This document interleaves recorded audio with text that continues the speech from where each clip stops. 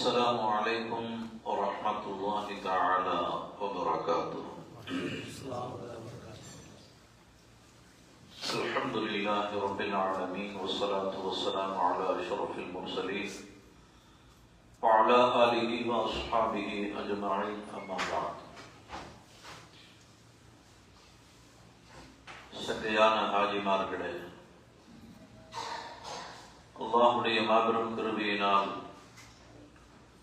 நாம் ஒரு உன்னதமான ஒரு சிறப்பான பயணத்தை மேற்கொண்டு ஹஜ்ஜினுடைய கடமையை நிறைவேற்றுவதற்காக வேண்டி இங்கே நாம் வந்திருக்கிறோம். இந்த ஹஜ்ஜினுடைய கடமையை நாம் நிறைவேற்றுவதற்கு முன்னால் உம்ரா என்னும் ஜியாரத் என்ற பல்வேறு அமல்களை நாம் செய்து அல்லாஹ்வுடைய நன்மையை பெற்றுக்கொண்டே வருகின்றோம். இந்த நல்ல நேரத்திலே சில விஷயங்களை ஞாபகப்படுத்துவோம்.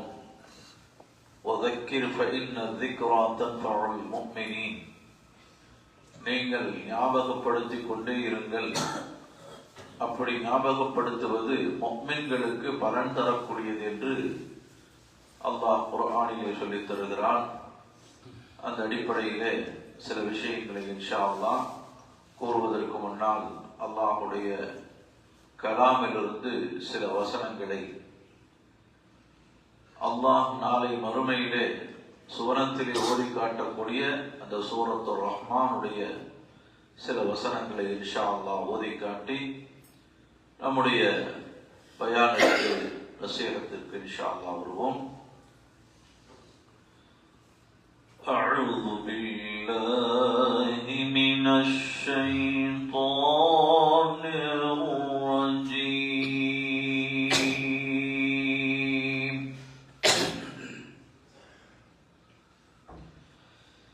بسم الله الرحمن الرحيم.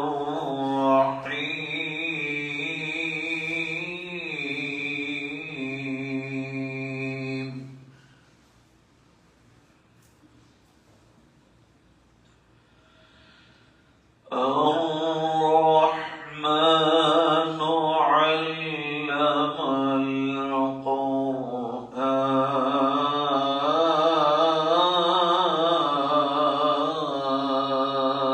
القرآن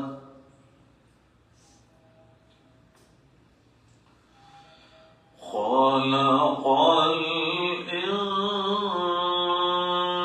الإنسان علمه البيان.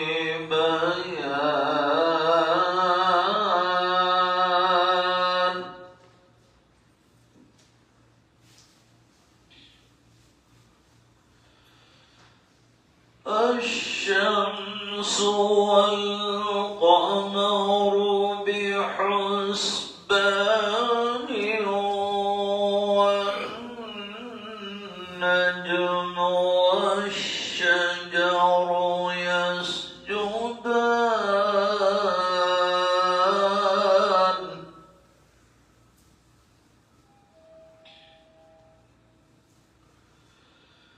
بسم الله الرحمن الرحيم.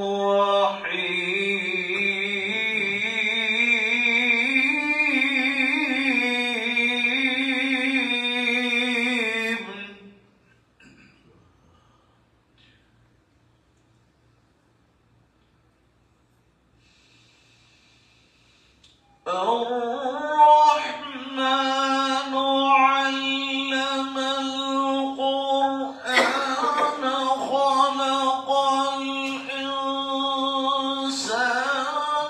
علمه البيان. الشمس والقمر بحسبان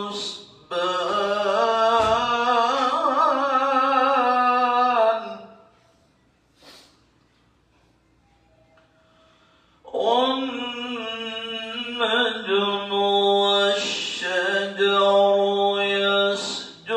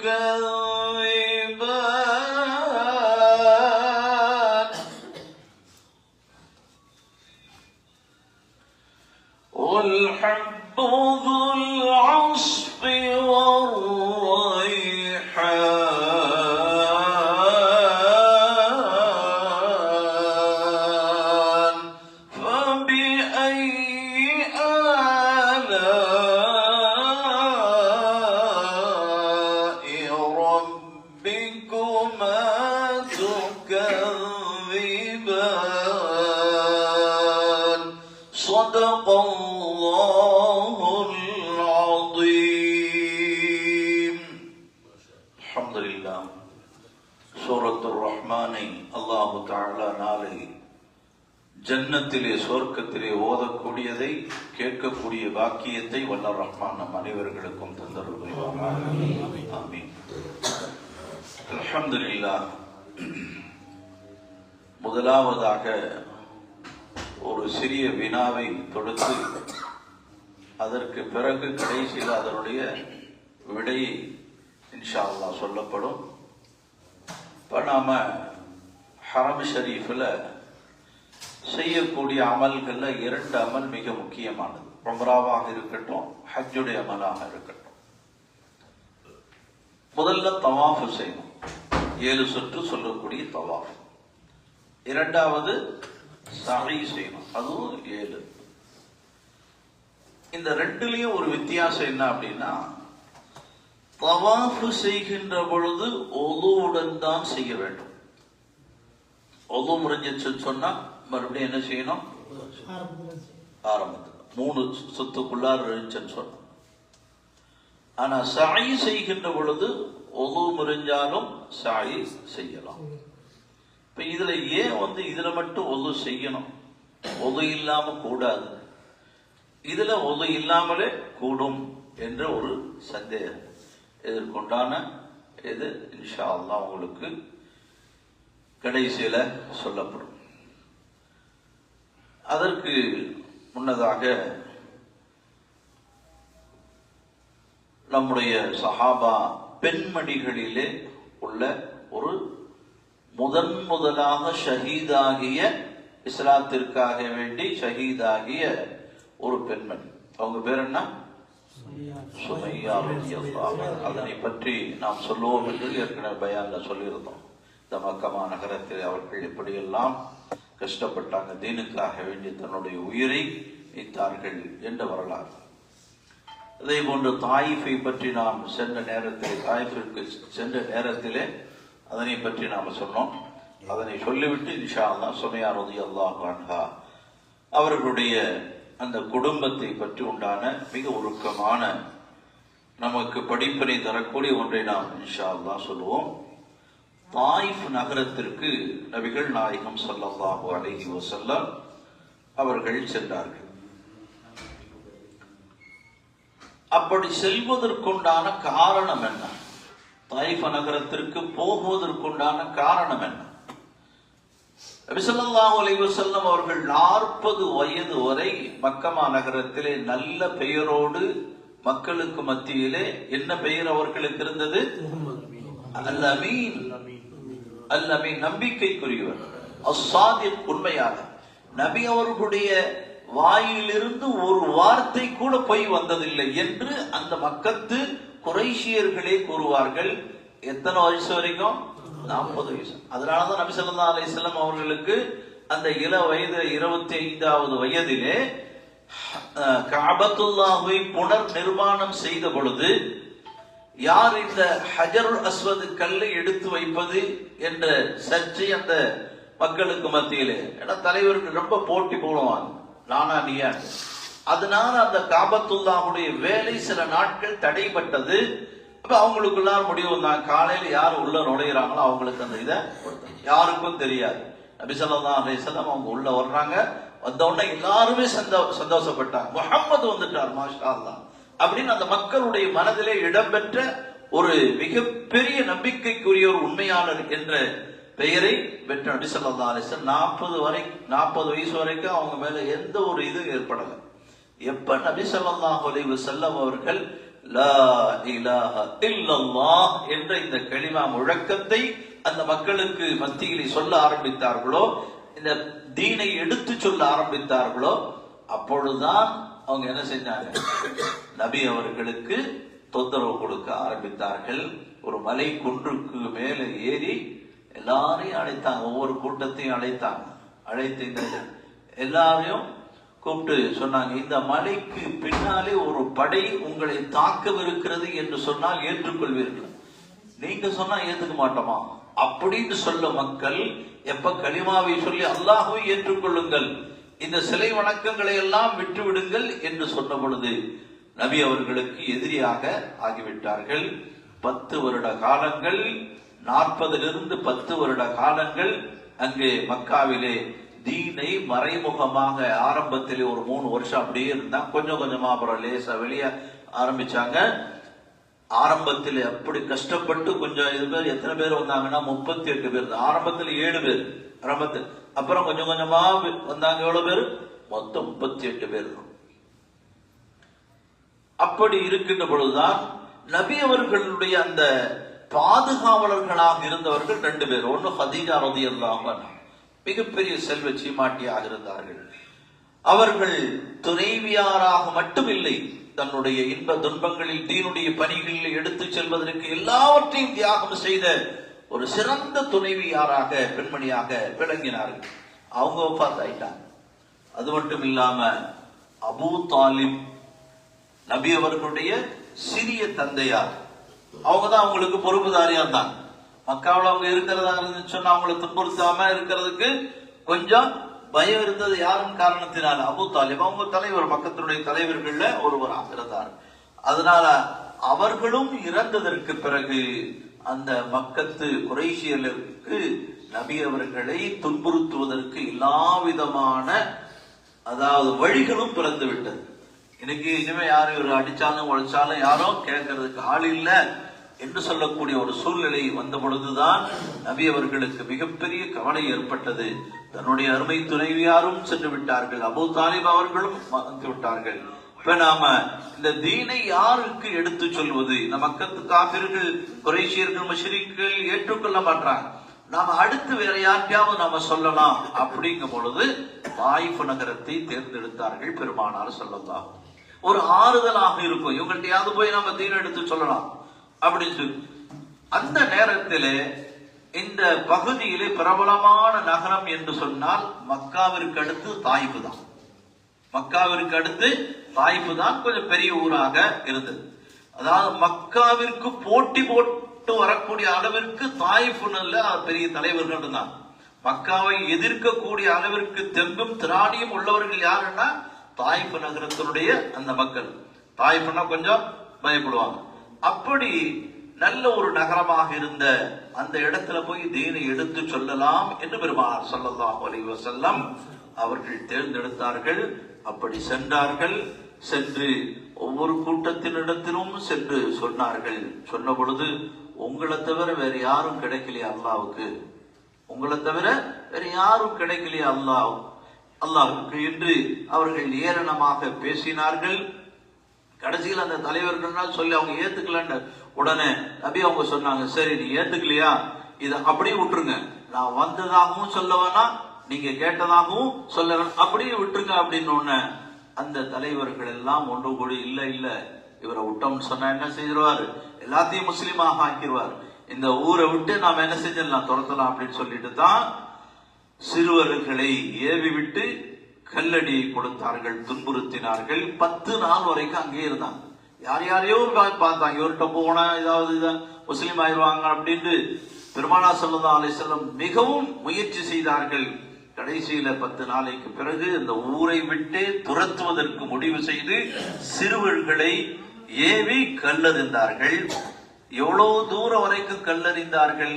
ஹதீஸிலே வருகிறது, கிட்டத்தட்ட 3 மைல் அளவுக்கு அவங்கள கல்லடிச்சுக்கிட்டே வந்தாங்க, துரத்துனாங்க என்று வருகிறது.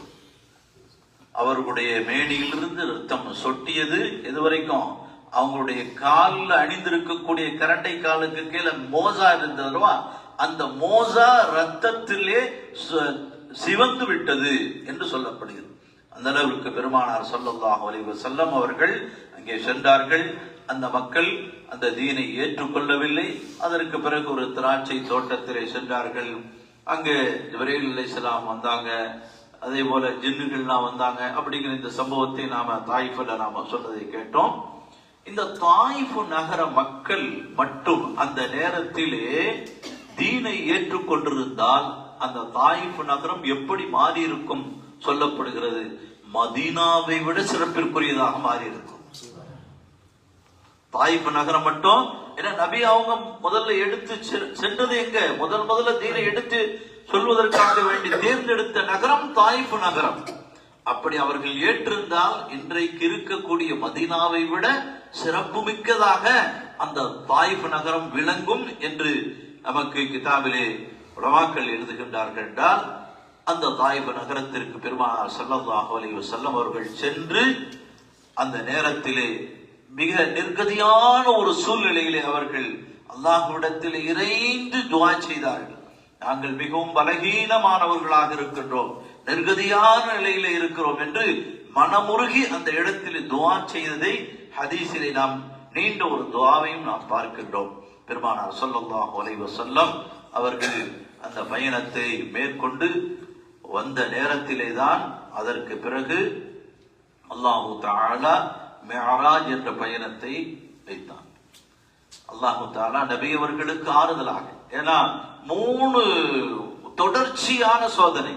ஹதீஜா ரலியல்லாஹு அன்ஹா அவர்கள் வஃபாத், அபூ தாலிபுடைய வஃபாத், தாயிஃப் நகரத்திற்கு சென்றால் இப்படிப்பட்ட வேதனை, 3மே அவங்களுக்கு ஃபெயிலியர் ஆச்சு. அப்ப ஜிப்ரீல் அலைஹிஸ்ஸலாம் வந்து ஆறுதல் சொன்னாங்க, மலைகளுக்கு இடையில இவங்களை அசிங்கர்.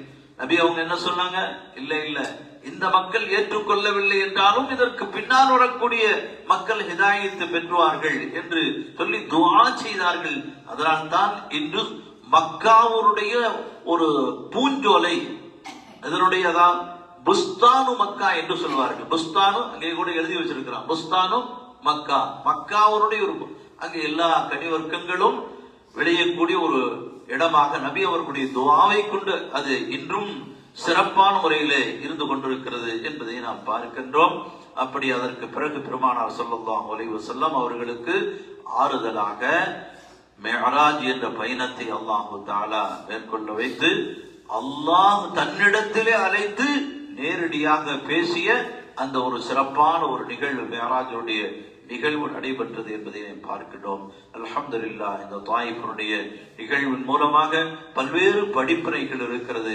பெருமானார் ஸல்லல்லாஹு அலைஹி வஸல்லம் அவர்கள் இங்கிருந்து தாயிஃபிற்கு சென்றார்கள் என்றால் நாம போயிட்டு சொகுசு பஸ்ல அழகான முறையில ஏசியில போயிட்டு வந்தோம், அப்படி போகல.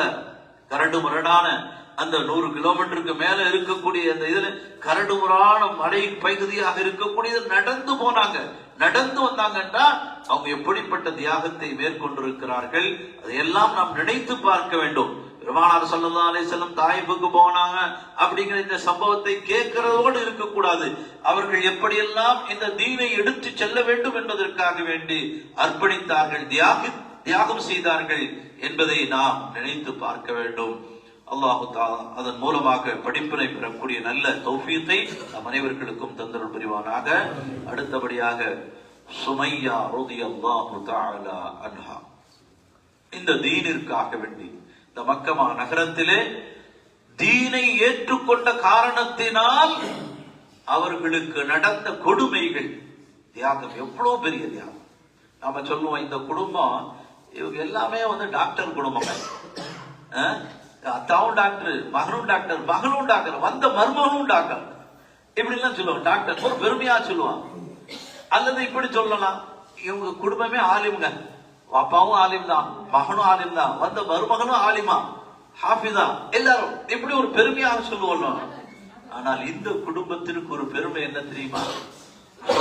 ரலியல்லாஹு அன்ஹா, அவர்களுடைய குடும்பமே சுஹதாக்களுடைய குடும்பம். அல்லாஹ்விற்காக வேண்டி, தீனிற்காக வேண்டி தன்னுடைய உயிரை நீத்த ஒரு குடும்பம், ஷஹதாக்களுடைய குடும்பம் என்ற பெருமை இந்த குடும்பத்திற்கு, சுமையா ரலியல்லாஹு அன்ஹா அவர்களுடைய குடும்பத்திற்கு இருக்கிறது. சுமையா பின்து ஹியாத் அல்லது ஹப்பாத் என்றும் சொல்லுது. 2 விதமாக அவங்களுடைய தந்தையுடைய பெயரை. இவர்கள் பனி ஹாஷிமுடைய கிளை அல்லாத வேறு வெளியூர்ல இருந்து வந்தவங்க. பனி ஹாஷிம் அவங்க தான் இந்த மக்காவா நகரத்தில் இருக்கக்கூடியவங்க. அவங்க வெளியிலிருந்து வந்த இந்த கூட்டத்தினராக இருக்கின்றார்கள். இவர்கள் யாரிடத்திலே அடிமையாக இருந்தார்கள் என்று சொன்னால், அபூ ஜஹிலுடைய சிறிய தந்தை அபூ ஹுதைஃபா அவர்களுக்கு அடிமையாக வேலை பார்த்து வந்தாங்க. பெருமானார் ஸல்லல்லாஹு அலைஹி வஸல்லம் அவர்கள் சிறு வயதிலிருந்து, இவங்களுக்கு வயது மூத்து, யாருக்கு? பெருமானார் ஸல்லல்லாஹு அலைஹி வஸல்லம் அவர்களை விட வயது மூப்பாக இருந்தார்கள். 40 வருஷத்துக்கு முன்னாடியே அவங்க என்ன செஞ்சாங்க? அவங்க சிறு வயதிலிருந்து அவங்க இருக்கிறாங்க. அப்படி அவர்களிடத்திலே பணியாளாக, அடிமை பெண்ணாக வேலை பார்த்து வந்தார்கள். யாரு? சுமையா ரலியல்லாஹு அன்ஹா, அபூ ஜஹீலுடைய சிறு தந்தை அபூ ஹுதைஃபா. நல்ல முறையில் அவர்களிடத்திலே பணி செய்து வந்தக்கூடிய அந்த காலத்திலே யாசர் என்ற ஒரு நபர், அவர்கள் வெளியூரிலிருந்து இங்கே வருகின்றார்கள். யாசிர் என்று சொல்லுங்க, வெளியூரிலிருந்து மக்கமா நகரத்திற்கு வருகின்றார்கள். வந்து அங்கே இருக்கின்ற பொழுது அபூ ஹுதைஃபாவோடு நல்ல தொடர்பு ஏற்படுகிறது, நல்ல நட்பு ஏற்படுகின்றது. அப்படி நட்பு ஏற்பட்ட நேரத்திலே அவருக்கு திருமணம் முடித்து வைக்க வேண்டும் என்ற ஒரு ஆசை யாருக்கு வந்தது? அபூ ஹுதைஃபா, அபூ ஜஹீலுடைய சிறியது. அப்ப யாரை கல்யாணம் முடிச்சு வைக்கலாம்? சுமையாவை கல்யாணம் முடிச்சு வச்சிடலாம் அப்படின்னு 2 பேர்களுக்கும் திருமணம் நடைபெற்றது. அதற்கு பிறகு நல்ல முறையிலே அவங்களுடைய குடும்ப வாழ்க்கை நடைபெற்று வந்தது. பெருமானார் ஸல்லல்லாஹு அலைஹி வஸல்லம் அவர்கள் எப்பொழுது இந்த தீனை எடுத்து சொன்னார்களோ அந்த நேரத்திலே இந்த குடும்பமே முஸ்லிமாக ஆகிவிட்டது. யார் யாரு? சுமையா ரலியல்லாஹு அன்ஹா, அதே போன்று யாசிர் ரலியல்லாஹு அன்ஹு, அவர்களுடைய பிள்ளை அம்மார் ரலியல்லாஹு அன்ஹு, அப்துல்லாஹ் ரலியல்லாஹு, 4 பேர். சுமையா ரலியல்லாஹு, அவருடைய கணவர் யாசிர், அவருடைய மகனார் அம்மார், இன்னொரு மகனார் அப்துல்லாஹ், 4 பேரும் முஸ்லிமாக ஆகிட்டாங்க. இப்படி முஸ்லிமானதற்கு பிறகு அவர்கள் சும்மா இருப்பாங்களா? மறைமுகமாக உள்ளுக்குள்ள அப்படியே தீனை ஏற்றுக்கொண்டிருந்தார்கள். ஆரம்பத்திலே முஸ்லிமான நபர்களே இவர்களும். சுமையா ரலியல்லாஹு அன்ஹா அடிமை பெண்களிலே முதலாக இஸ்லாத்தை தழுவியவர். அபூபக்கர் சித்திக் ரலியல்லாஹு அன்ஹு அவர்களுக்கு ஒரு பேர், இஸ்லாத்தை ஆரம்பத்திலே தழுவியது. அலி ரலியல்லாஹு அன்ஹு அவர்களுக்கு சிறு வயதிலே இஸ்லாம். பெண்மணிகளிலே முதலாவது யார்? கதீஜா ரலியல்லாஹு, கதீஜா அவருடைய துணைவியார்.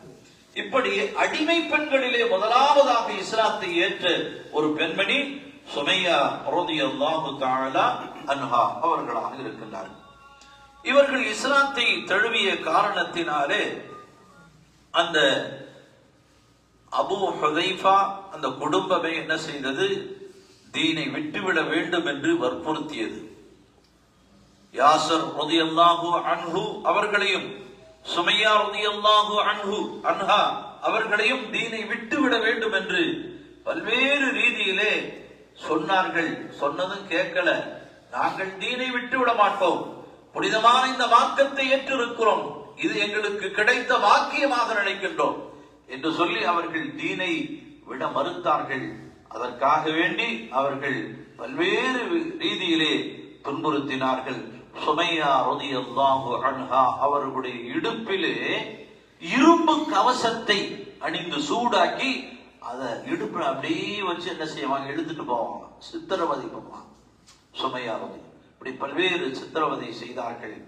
கடைசியிலே அபூ ஜஹில் ஒரு நாள் என்ன செஞ்சான், அவன் வைத்திருக்கக்கூடிய அந்த அம்பை சுமையா ரலியல்லாஹு தஆலா அன்ஹா அவர்களுடைய பெண் குறியிலே எய்து சுமையா ரலியல்லாஹு அன்ஹா அவர்கள் ஷஹீதான. அதுக்கு முன்னாடி நிறைய சித்திரவதைக்கு ஆளாக்கப்பட்டார்கள். இறுதியாக இந்த அபூ ஜஹிலுடைய அந்த அம்பு எய்தப்பட்டு ஷஹீதாக்கப்பட்ட ஒரு பெண்மணியாக இருக்கிறார்கள். இன்னா லில்லாஹி வ இன்னா இலைஹி ராஜிஊன். அதே போன்று அவருடைய கணவர் யாசிர் ரலியல்லாஹு அன்ஹு அவர்கள் எப்படி ஷஹீதானார்கள் என்று சொன்னால், அவர்களையும் இப்படி துன்புறுத்தினார்கள், தீனை விட்டுவிட வேண்டும், ஏற்கனவே நாம் வணங்கிக் கொண்டிருக்கக்கூடிய இந்த லாத்து உஸ்ஸாவை வணங்க வேண்டும், லாத்து உஸ்ஸா என்ற இந்த சிலைகளை வணங்க வேண்டும் என்று வற்புறுத்தினார்கள்.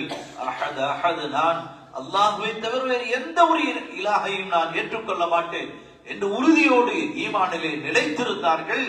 கடைசியிலே அவர்களுடைய வஃபாத் எந்த அளவிற்கு இருந்தது, கோரமான நிலையிலே 4 ஒட்டகங்களை கட்டப்பட்டது, 2 கால்கள், இந்த பக்கம் ஒரு ஒட்டகம், இந்த பக்கம் அதே போல முன்னாடி 2 கைகள், இந்த பக்கம் 4யும் 4 திசைகளிலே ஓட்டப்பட்டது.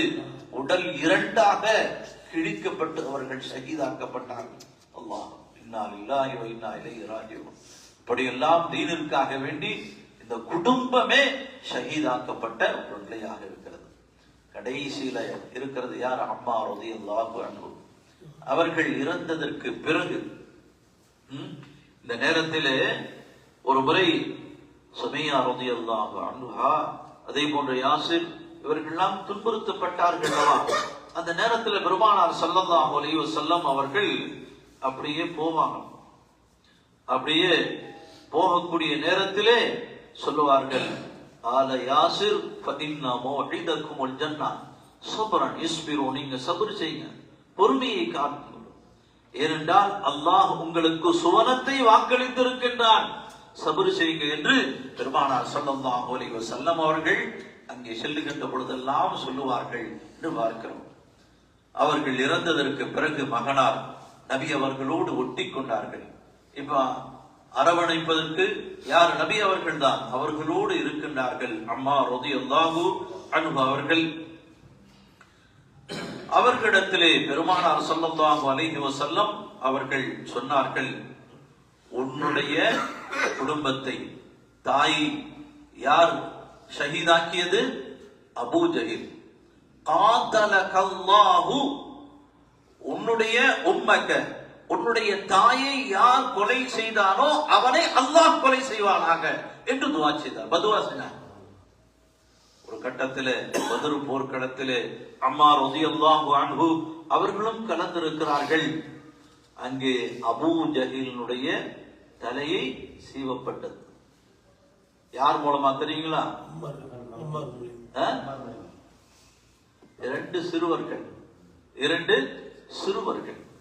சிறுவர்கள் மூலமாக அபூ ஜஹில் கொலை செய்யப்பட்டார். அப்படி கொலை செய்யப்பட்ட நேரத்திலே நபி ஸல்லல்லாஹு அலைஹி வஸல்லம் அவர்கள், அம்மார் எங்கே இருக்கிறார், அவரை அழையுங்கள் என்று நபி அவர்கள் அழைத்தார்கள். அழைத்த அம்மாரிடத்திலே சொன்னார்கள், இதோ அல்லாஹ் உன்னுடைய தாயை கொலை செய்த அந்த அபூ ஜஹில் கொல்லப்பட்டு விட்டான், இது உண்மையானதாக இருக்கிறதா இல்லையா என்று பெருமானார் ஸல்லல்லாஹு அலைஹி வஸல்லம் அவர்கள் அம்மார் ரலியல்லாஹு அன்ஹு அவர்களிடத்தில் சொன்னார்கள். அதற்கு பிறகு அம்மார் ரலியல்லாஹு தஆலா அன்ஹு அவர்களும் போர்க்களத்திலே ஷஹீதாக்கப்பட்டார்கள் என்பதை பார்க்கின்றோம். இப்படி அந்த குடும்பமே சுஹதாக்களுடைய குடும்பமாக ஆக்கப்பட்டது என்றால் நாம் அதனை நினைத்து பார்க்க வேண்டும். ஐன தஃபிர்ரூன மினல் ஜன்னா, அம்மார் ரலியல்லாஹு அன்ஹு அவர்கள் எப்படி ஷஹீதாக்கப்பட்டார்கள் தெரியுமா? ஒரு போர்க்களத்திலே போர் செய்து கொண்டிருக்கிறார்கள். ஒரு கையை வெட்டப்பட்டு விட்டது. ஒரு கால் பாதி கால் அப்படியே தொங்கிட்டு இருக்கு. பாதி கால் அப்படியே தொங்கி, ஒரு கால்ல மட்டும் இருக்கு. மேல சஹாபாக்கள் சில பேர்கள் அந்த போரில் இருந்து புறமுதுகு காட்டி சென்று கொண்டிருக்கிறார்கள். அம்மார் ரலியல்லாஹு அன்ஹு அவர்கள் அந்த போருடைய ஒரு இடத்திலே மலைக்கு மேலே நின்று கொண்டு சஹாபாக்களை கூவி அழைக்கின்றார்கள். ஐன தஃபிர்ரூன மினல் ஜன்னா, தோழர்களே சொர்க்கத்தை விட்டும் நீங்கள் விரண்டோடுகின்றீர்களா என்று அழைப்பு விடுக்கின்றார்கள். அதே போர்க்களத்திலே தான் அவர்கள் மிக கொடூரமான முறையிலே ஷஹீதாக்கப்பட்டார்கள் என்பதை நாம் பார்க்கின்றோம். இப்படிப்பட்ட ஒரு ஷஹீது குடும்பமாக சுமையா ரலியல்லாஹு அன்ஹா அவர்களுடைய குடும்பமாக இருந்தது என்பதை நாம் கேள்விப்படக்கூடிய இதே நேரத்திலே அவர்கள் எப்படியெல்லாம் இந்த தீனுக்காக வேண்டி தியாகம் செய்திருக்கிறார். ஒரு அடிமையாக இருந்த பெண்மணி சுமையா ரலியல்லாஹு அன்ஹா, யாசிர் ரலியல்லாஹு அன்ஹு, அம்மார், அப்துல்லா இவர்கள் தீனுக்காக வேண்டி எதனையும் தாங்கிக் கொள்ளக்கூடிய அந்த மனப்பான்மையை பெற்றிருந்தார்கள் என்பதை பார்க்கிற பொழுது அல்லாஹு தஆலாவிடத்திலே நாம் துஆ செய்ய வேண்டும். நமக்கும் அப்படிப்பட்ட ஒரு ஈமானை தர வேண்டும். இன்னைக்கு ஒரு சின்ன ஒரு இதுனாலும் நமக்கு பொறுக்க முடியல. இப்படி ஆயிருச்சா அப்படி ஆயிருச்சான்னு இந்த தீனுக்காக வேண்டி நாம் தியாகம் செய்வதற்காக வேண்டி ஒரு தூக்கத்தை நாம தியாகம் செய்யல, ஒரு நடையை தியாகம் செய்யவில்லை என்றால் இந்த புனிதமான பயணத்திலே நாம் இதை படிப்பனையாக கொள்ள வேண்டும். வரக்கூடிய ஹஜ்ஜுடைய காலம் இதற்கு ஒரு படிப்பனையாக எடுத்து நடப்பதற்குண்டான ஒரு வாய்ப்பாக இருக்க வேண்டும். அதுல கொஞ்சம் சிரமங்கள், சில தியாகங்கள் செய்ய வேண்டும். இவைகளை எல்லாம் நாம் நினைத்து பார்ப்போமே ஆனால் ஒன்றுமே இல்லை. தாயிப் நகரத்திற்கு நபி அவர்கள் சென்ற அந்த தியாக உணர்வுகள், சுமையா ரலியல்லாஹு அன்ஹா, பிலால் ரலியல்லாஹு அன்ஹு இவர்களுடைய வரலாறுகளை எல்லாம் ஏன் இந்த ஹஜ்ஜுடைய காலங்களிலே சொல்லப்படுகிறது என்று சொன்னால் நம்முடைய ஈமானிற்கு உரம் சேர்ப்பதற்காக வேண்டி ஹஜ்ஜுடைய அமல்களிலே நல்ல முறையிலே அதை செய்ய வேண்டும் என்பதற்காக வேண்டித்தான் இதை சொல்லப்படுகிறது. மேலானவர்களே, அல்லாஹு தஆலா இந்த நிகழ்வின் மூலமாக, இந்த சம்பவத்தின் மூலமாக நாம் படிப்பினை பெற்று அல்லாஹ்விற்கு உகந்த நல்லடியார்களாக ஆகுவதற்கு தௌஃபீக் செய்வானாக. இறுதியாக ஒரு சின்ன ஒரு நசீஹத்தை மட்டும் கூறி நிறைவு செய்கின்றேன். நாம் இந்த மக்காவுல மதீனாவுல நிறைய அமல்கள் செய்யறோம். இதோட சேர்த்து இன்னொரு அமலையும் செஞ்சா நன்மைக்குரியதாக இருக்கும். சுன்னத்தான ஒரு அமல். என்ன அமல் தெரியுங்களா? சலாம் சொல்லுவது. ஒருத்தர் நாம் பார்க்கிறோம், அஸ்ஸலாமு அலைக்கும் வரஹ்மத்துல்லாஹ் என்று இந்த புனிதமான பயணத்திலே ஒவ்வொருவர்களையும் நாம் பார்த்து சலாம் சொல்லிக் கொண்டே இருந்தால் நன்மைகள் அதிகம் அதிகமாக கிடைத்துக் கொண்டிருக்கும். இங்க ஒண்ணுக்கு எவ்வளவு கிடைக்குது? 1,00,000 நன்மைகள் கிடைக்கிறது. மதீனா நகரத்திலே சென்றால் 50,000 நன்மைகள் கிடைக்கிறது. இப்ப சலாம் சொல்லக்கூடிய நேரத்துல நமக்கு எவ்வளவு நன்மைகள் கிடைக்கிறது. அஸ்ஸலாமு அலைக்கும் என்று சொன்னால் 10 நன்மை. அஸ்ஸலாமு அலைக்கும் வரஹ்மத்துல்லாஹ் என்று சொன்னால் 20 நன்மை. அஸ்ஸலாமு அலைக்கும் வரஹ்மத்துல்லாஹி வ பரக்காத்துஹு என்று சொன்னால் 30 நன்மைகள் கிடைக்கும் என்றால் நமக்கு லட்சக்கணக்கான நன்மைகள் கிடைப்பதற்குண்டான ஒரு லேசான வழி. ஒருத்தர பாக்குறோம், அஸ்ஸலாமு தெரிஞ்சோ அவர் எந்த நாட்டுக்காரனா இருக்கட்டும், அஸ்ஸலாமு அலைக்கும் சொன்னா இந்தோனேஷியாக்காரருக்கும் தெரியும், அமெரிக்காக்காரருக்கும் தெரியும், ஜப்பான்ல வரக்கூடிய தாய்லாந்துல எல்லா மொழிகளும் உள்ளவர்களுக்கும் அஸ்ஸலாமு அலைக்கும் தான். அவங்க பார்த்தீங்கன்னா அஸ்ஸலாமு அலைக்கும் இல்ல.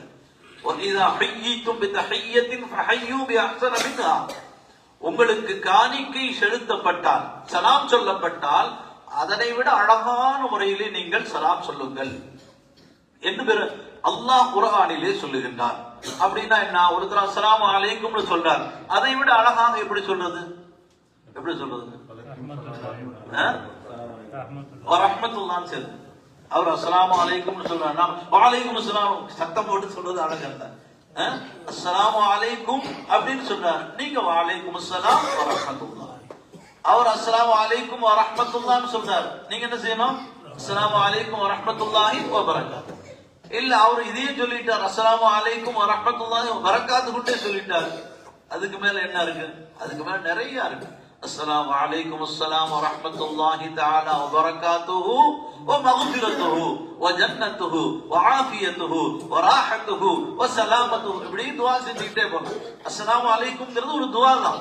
அல்லாஹ் உங்களின் மீது சாந்தியும் சமாதானத்தையும் நிலவ செய்யட்டுமாக என்று ஒரு துஆவை நாம செய்யணும். இன்னைக்கு ஒருத்தர் இன்னொருத்தரை பார்த்த உடனே என்ன செய்யறாங்க? சல்யூட் அடிக்கிறாங்க. அல்லது இன்னைக்கு பேஷன் என்ன செய்யறாங்க? குட் மார்னிங்கிறாங்க. அல்லது மத்தியானத்துல பார்த்தா குட் ஆஃப்டர்நூன், சாயங்காலத்துல பார்த்தா குட் ஈவினிங், நைட்ல குட் நைட். இந்த காலையில வாக்குன்ற பொழுது குட் மார்னிங்கிறாங்க.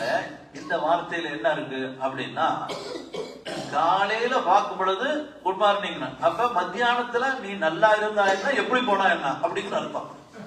குட் ஆஃப்டர்நூன், இப்ப மத்தியானத்துல பாக்குற நீ இப்ப நல்லா இரு, சாயங்காலத்துல என்ன அப்படிங்கிற அர்த்தம் தான் வரும். ஆனா அஸ்ஸலாமு அலைக்கும்ங்கிறதுல என்ன அர்த்தம்னா, சாந்தியும் சமாதானமும் உங்களின் மீது நிலவட்டுமாக என்றென்றும், இப்பொழுதும் நாளையும் என்றும், எந்த நேரத்திலும். ஜும்லே இஸ்மியா என்று சொல்வார்கள் அரபியில்.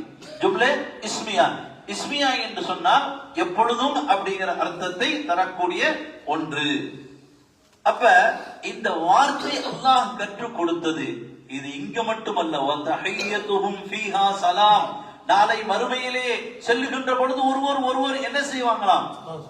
அஸ்ஸலாமு அலைக்கும் வரஹ்மத்துல்லாஹ், அஸ்ஸலாமு அலைக்கும். அங்க சொல்லக்கூடிய வார்த்தை இதுதான்.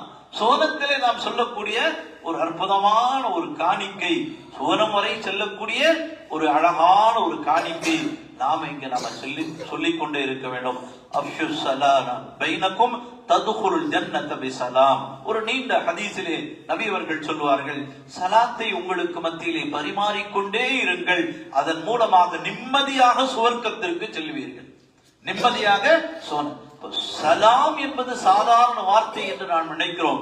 அதை உள்ளன்போடு, ஒரு நல்ல ஒரு மஹப்பத்தோடு நபி அவர்களும் அல்லாஹும் சொல்லி இருக்கக்கூடிய ஒரு அழகான ஒரு வார்த்தை, அதை நாம் சொல்லுகின்றோம் என்ற உணர்வோடு சொல்லுகின்ற பொழுது அந்த வார்த்தை சுவனத்திற்கு நமக்கு அழைத்து செல்லும். அல்லாஹ் நமக்கு தௌஃபீக் செய்வானாக. எனவே இந்த நல்ல ஒரு பயணத்தில், ஹஜ்ஜுடைய பயணத்தில் இருக்கிறோம். இந்த ஒரு சின்ன ஒரு அமலையும் நாம் செய்து கொள்வோமே ஆனால் நமக்கு நன்மைகள் அதிகமாக பெறுவதற்குண்டான ஒரு வாய்ப்பாக இருக்கிறது. இறுதியாக ஆரம்பத்திலே கேட்ட ஒரு கேள்வி, அதுக்கு என்ன பதில் சொல்லுங்க பார்க்கலாம். என்ன கேள்வி கேட்டா? தவாஃப் செய்யும் போது பொது தேவை, சாயி செய்யும் பொழுது பொது செய்தால் நல்லது, அஃதல், அதுதான் சிறந்தது. அதனால உது செய்யாம சாயம் செய்யாதீங்க.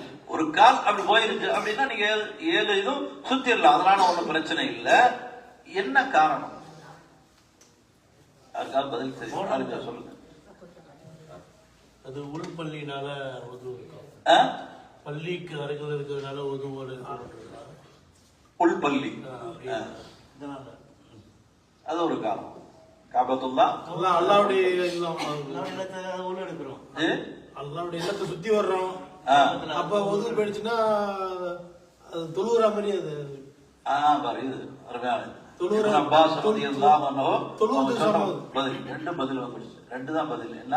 ஒண்ணு பள்ளியினுடைய உள்பாகம், பொது நம்ம வெளிப்பள்ளியில இருந்துக்கலாம். நான் உள்பள்ளியில போகும்பொழுது என்ன செய்யணும், அதுக்குண்டான ஒரு கண்ணியம் அந்த இதெல்லாம் இருக்கு. அதாவது பெண்கள் இந்த அசுத்தமான காலத்துல உள்பள்ளியில போய் தவாஃப் செய்யக்கூடாது. ஒருத்தர் என்ன செஞ்சாங்க, தவாஃப் செய்யக்கூடிய நேரத்துல சுத்தமா இருந்தாங்க, தவாஃப் முடியறதுக்குள்ள அவங்களுக்கு தீட்டு ஏற்பட்டுச்சு. சாயி செய்யலாமா? செஞ்சிடலாம், அவங்களுடைய அமலை முடித்துக் கொள்ளலாம். ஏன்? அந்த பள்ளியினுடைய வெளி பாகத்துல ஆகிவிட்டது. இப்னு அப்பாஸ் ரலியல்லாஹு அன்ஹு சொல்றாங்க, இது ஒரு தொழுகைக்கு சமமாக இருக்கிறது. தவாஃப் செய்யறது இப்ப நாம பாக்குறோம், இது தொழுகைக்கு சமமான ஒன்று. தொழுகையிலே நின்று விட்டால் எப்படி இந்த பக்கம் அந்த பக்கம் பார்க்க கூடாதோ, தவறான, அதாவது வேற எங்கு நம்முடைய கவனங்கள் செலுத்தக்கூடாது, இதை போன்று தொழுகையினுடைய ஸ்தானத்திலே தவாஃப் இருக்கிறது. தொழுகை போன்று என்று இப்னு அப்பாஸ் ரலியல்லாஹு அன்ஹு அவர்கள் கூறுகின்றார்கள். ஆனா ஒன்று மட்டும் அனுமதி இருக்கு, தொழுகையில இருக்கும்போது பேசக்கூடாது. பேசலாம். ஆனா இதுல அதுக்கு பேசிக்கிட்டே இருக்க கூடாது, பேசலாமே அனுமதி இல்லை. அதே நேரத்தில் அதனாலதான் என்ன செய்யறாங்க, தவாஃபு செய்யக்கூடிய நேரத்துல காபாவை கூட பார்க்காதீங்க. ஆரம்ப சுற்றிலே ஹஜருல் அஸ்வதை பார்த்து அதற்கு நேராக இப்படி நெஞ்ச வச்சுட்டு பிஸ்மில்லாஹி அல்லாஹு அக்பர் என்று சொல்லி முத்தமிட்டு நாம் சரி. அதற்கு அடுத்தது இப்படி கையை காமிச்சு அந்த இடத்துல வந்துட்டா அந்த பக்கம் நெஞ்ச திருப்பணும் அப்படிங்கிறது அவசியம் இல்லை என்று நமக்கு சொல்லுகிறார். காரணம் என்ன, ஒரு தொழுகையில நாம எப்படி இருக்கிறோமோ அது போன்ற ஒரு கட்டுப்பாட்டிலே தவாஃபிலே இருக்க வேண்டும். அதுல நாம இந்த பக்கம் அந்த பக்கம் பார்க்க கூடாது, தேவையில்லாம பேசவும் கூடாது தொழுகையில.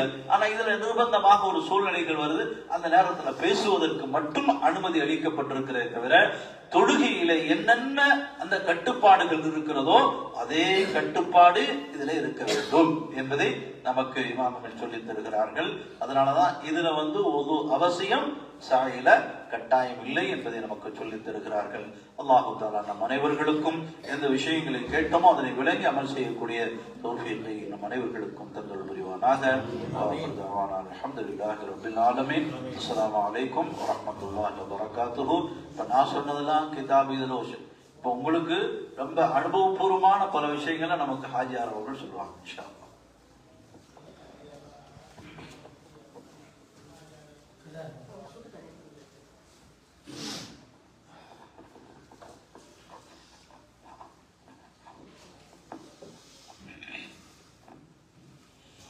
அஸ்ஸலாமு அலைக்கும் வரஹ்மத்துல்லாஹி வபரகாத்துஹு.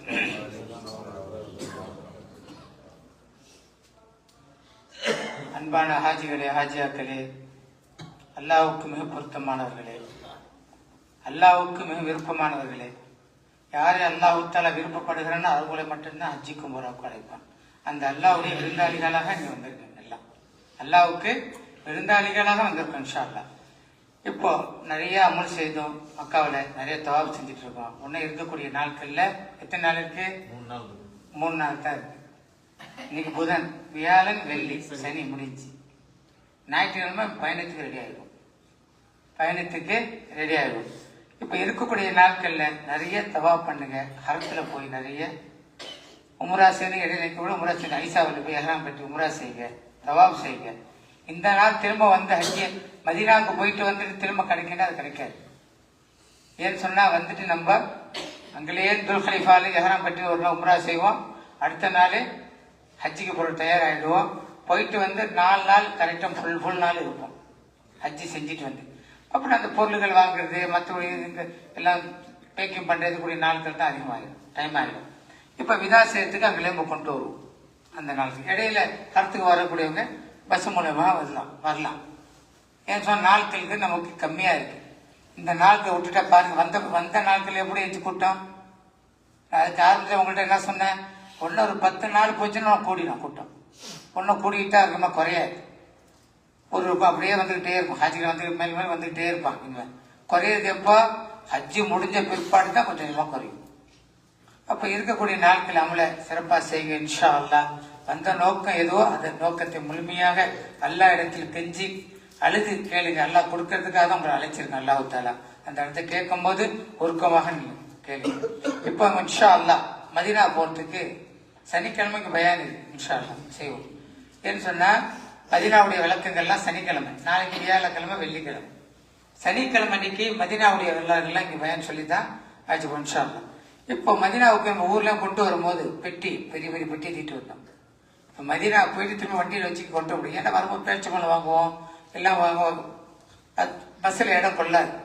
இப்போ இங்கேயே வச்சுட்டு யாரெல்லாம் போகணுமோ வெள்ளிக்கிழமை இன்ஷா அல்லாஹ் ஜும்மா தொழுதுட்டு அன்றைய இரவு இன்ஷா அல்லாஹ் 9 மணி அதுக்கு தான் சாப்பிட்ட பிற்பாடு 10 மணி மேலாம் ஃப்ரீ ஆயிடும். அதுக்கு பிற்பாடு உங்க பெட்டி இறக்கில இருக்கிறது. என்ன பெட்டி இங்க வைக்க கூடியது. இங்க எந்த பொருளை நீங்க வச்சுட்டு போகணும்னு விரும்புறவங்களோ அந்த பெட்டியை வச்சிருங்க. ஒரு பெட்டியை வச்சுட்டு பூட்டை போட்டு போயிடுங்க. இன்ஷா அல்லாஹ் நம்ம திரும்ப தங்கக்கூடிய பில்டிங்கு அந்த பில்டிங்ல போய் வச்சிரும். ஒரு ரூம்ல வச்சு பூட்டி போட்டுரும். இன்ஷா அல்லாஹ் நம்ம தான் ஓபன் பண்ணுவாங்க. உங்களுடைய பொருள்கள் என்னென்ன எடுத்துக்கக்கூடிய பொருள்களை எடுத்துக்கொள்ளுங்க, இங்க வைக்கக்கூடிய பொருள்களை வைத்துக் கொள்ளுங்க. அங்க 10 நாள் இருப்போம். 10 நாளைக்கும் ட்ரெஸ், தேவையான பொருள்கள், மாத்திரைகள் எல்லாம் நீங்க எடுத்துக்கணும். 10 நாளைக்கு என்ன தேவையோ எல்லா பொருளையும் எடுத்துங்க. வச்சு எக்ஸ்ட்ரா என்னென்ன பொருள்கள்லாம் இங்கே இருக்க வச்சுட்டு போகணுமோ அது எல்லாம் இங்கே வச்சுட்டு போயிடுங்க. வந்தவொடனே இன்ஷா அல்லாஹ் அந்த பெட்டியை எடுத்துக்கலாம். போய் தூக்கி சுமக்க வேண்டாம். சின்னதாக 12 பையில 10 நாளுக்குள்ள ட்ரெஸ்ஸு, மாத்திரை, பொருள்கள் எல்லாம் எடுத்துக்க. அங்கே வரும்போது பேச்சு பணம் எல்லாம் அட்டை பொட்டியில் கட்டி கொடுத்துருவாங்க. 10 கிலோ வாங்கலாம், 20 கிலோ வாங்குறவங்க, எவ்வளோ உங்களுக்கு வாங்கணும்னு நியத்து வச்சிருக்கவங்களோ அவ்வளோ பங்கு வாங்குறவங்க வாங்கி இன்ஷா அல்லாஹ் நீங்க அட்டை பொட்டியில் கட்டி கொடுத்துருவாங்க, கொண்டு வந்துடலாம். இப்போ இந்த பெட்டி அந்த பெட்டியும் பஸ்ஸுக்குள்ள நிறைய வைக்க முடியாது. அதனால இங்க வைக்கக்கூடிய பொருளை வெள்ளிக்கிழமை இரவு, அதாவது ஜும்மா தொழுத பிற்பாடு இன்ஷா அல்லாஹ் 10 மணிக்கு மேல லிப்ட்லாம் காலியா இருக்கும் போது நீங்க வச்சுன்னு சொன்னா அன்னைக்கு நைட்டா வண்டியில வச்சு அங்க தங்கக்கூடிய பிள்ளைங்கள வச்சிரும் இன்ஷா அல்லாஹ். சனிக்கிழமை காலையில் இன்ஷா அல்லாஹ் இங்க பயான் மதீனாவுடைய வரலாறு, அதை கண்மணி ஸல்லல்லாஹு அலைஹி வஸல்லம் எப்படி மக்காவிலையும் ஹிஜ்ரத் செஞ்சு மதீனாவுக்கு போனாங்க, போர்வழி என்னென்ன சம்பவம் நடந்தது, இதெல்லாம் அன்னைக்கு சனிக்கிழமை வச்சு சொல்லுவோம். அங்க போய் எப்படி இருக்கணும், மதீனாவில் எந்த மாதிரிலாம் இருக்கணும், ரொம்ப பொறுமை காக்கணும். மதீனாவில் சவுண்டே இருக்கக்கூடாது, ஏன்னா அமைதியான பூமி அது. அதை பத்தின விளக்கம் சனிக்கிழமை இன்ஷா அல்லாஹ் அதை நம்ம சனிக்கிழமை சொல்லுவோம். நாளைக்கு பயான் இல்லை, நாளைக்கு வெள்ளிக்கிழமை, அதனால பொருள்கள்லாம் எந்தெந்த பெட்டியில வைக்கணுமோ வச்சு இன்ஷா அல்லாஹ் அன்னைக்கு இரவு கீழே இறக்கிறீங்க. வச்சிடலாமா, செய்யலாமா? அதை கொண்டுட்டு போய் நம்ம அங்க வச்சிடும்.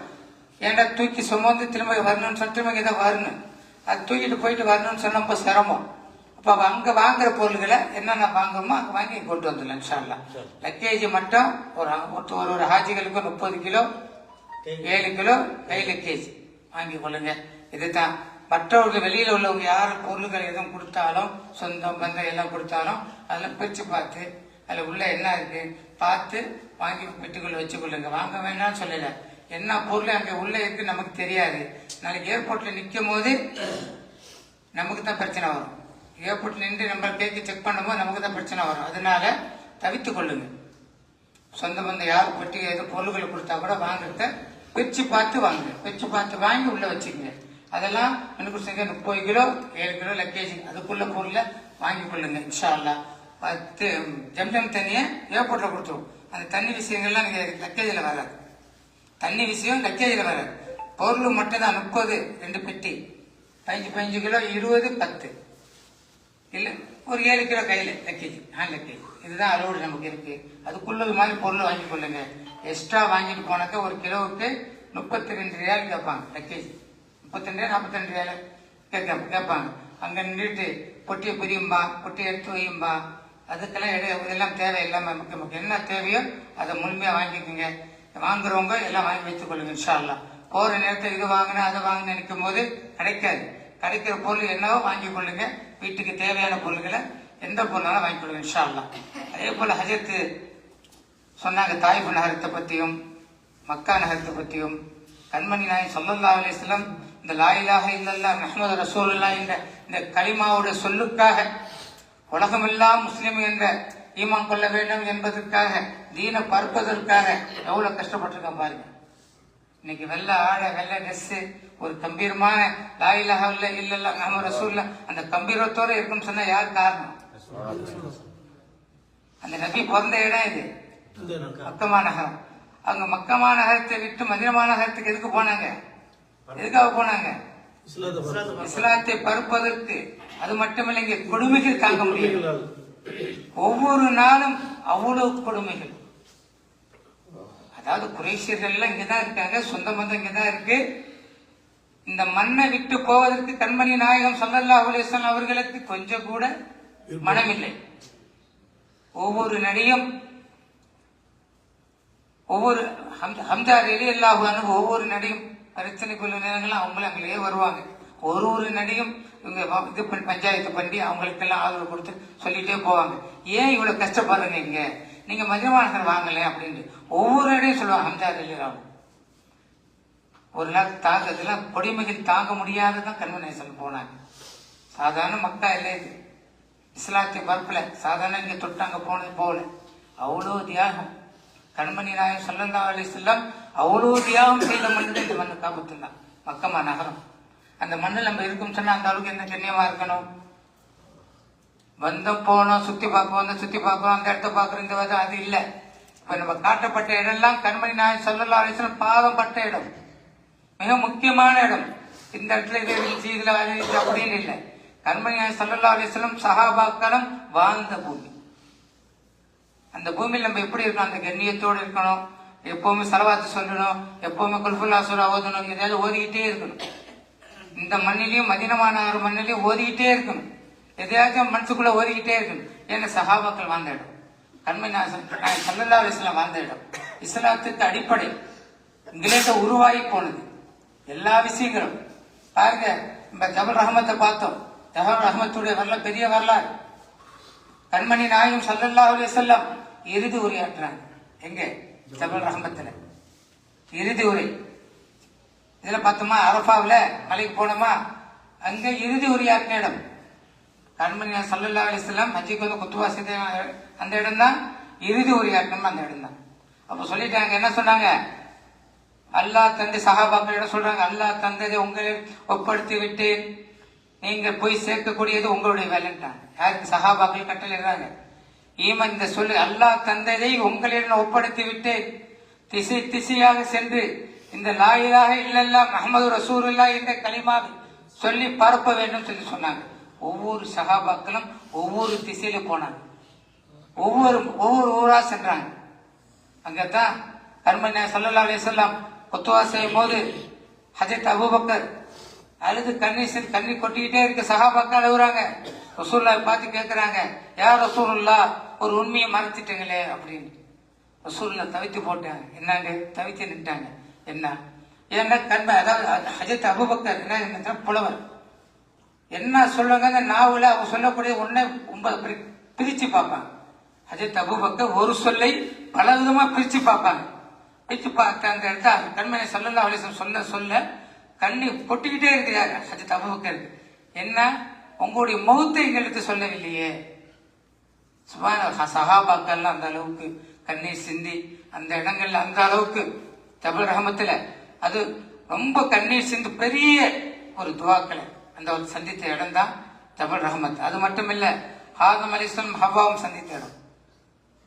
பல ஆயிரம் வருஷங்களுக்கு பிற்பாடு சின்ன ஒரு சொர்க்கத்தை தப்பு செய்ததால் அல்லாஹ் ஒரு பக்கம் பிரிச்சு போட்டான். ஆதம் அலைஹிஸ்ஸலாம் ஒரு பக்கமும் ஹவ்வா ஒரு பக்கம் பிரிச்சு எழுதிட்டான். பல 4 வருஷம் துவா செய்து அந்த மலையில ஒன்னா சேர்ந்தாங்க ஜபல் ரஹமத்து. அதை போய் பார்த்தோம். இன்ஷா அல்லாஹ் உன் கண்மணி நாயகம் ஸல்லல்லாஹு அலைஹி வஸல்லம் மக்காவில் செய்த தியாகம் கொஞ்சம் அல்ல, அவ்வளவு தியாகம் பண்ணாங்க. எல்லாம் செய்ததெல்லாம் சொந்த பந்தம், குறைசியர்கள், சாச்சா, சொந்தக்காரர்கள் எல்லாம் அவங்க தான். ஏன்னா இந்த லா இலாஹ இல்லல்லாஹ் அந்த முஹம்மது ரசூல் அந்த சொல்லுக்காக, அந்த சொன்னதுக்காக அவ்வளவு கொடுமை. அவ்வளவு எல்லாம் தாங்கி இன்னைக்கு உலகம் எல்லாம் இன்னைக்கு லட்சக்கணக்கான கோடிக்கணக்கான எல்லா ஊர்களையும் ஈமான் லா இலாஹ இல்லல்லாஹ் முஹம்மது ரசூலுல்லாஹ் கலிமா சொல்ல இடங்களே கிடையாது. ஒரு காலத்தில் அமெரிக்காவை பார்த்தோம்னு சொன்னா கொஞ்சம் இன்னைக்கு முழுமையாக பரவி கொண்டிருக்குது. யூரோப்பு கண்ட்ரிகள் எல்லாம் ரொம்ப வேகமா அதிகமா பரவி கொண்டிருக்கு. ஏன்னு சொன்னா கண்மணி ஸல்லல்லாஹு அலைஹி வஸல்லம் அவருடைய வாழ்க்கை வரலாறுகளையும் குர்ஆனையும் தர்ஜுமா பண்ணி பார்க்கும் போது எல்லாமே காபிர்கள் எல்லாம் உணர்ந்து கொண்டு இஸ்லாத்தை ஏற்றுக்கொண்டு இருக்கிறார்கள். இப்ப இஸ்லாம் கொண்டவர்கள் எல்லாம் ஈமானை கொஞ்சம் கொஞ்சமா இழந்து இருக்கிறது. ஒரு பக்கத்தை இஸ்லாம் வளர்ந்துட்டு இருக்கு, ஒரு பக்கம் ஈமானே கஜூர் ஆயிட்டு இருக்கு. ஏன்னு சொன்னா இன்னைக்கு அந்த மாதிரி உலகத்துடைய ஆடம்பர வாழ்க்கை, உலகத்துல எல்லாம் ஆடம்பரத்துல வந்துட்டோம். பிள்ளைகளை எப்படி வளர்க்க தெரியாம கட்டத்தில் இருக்கிறோம். பிள்ளைங்க வெளியே போயிட்டு பிள்ளை எப்படி வருது குழந்தைகள் அதெல்லாம் தெரியாம இருக்கிறோம். இஸ்லாம்னா என்ன?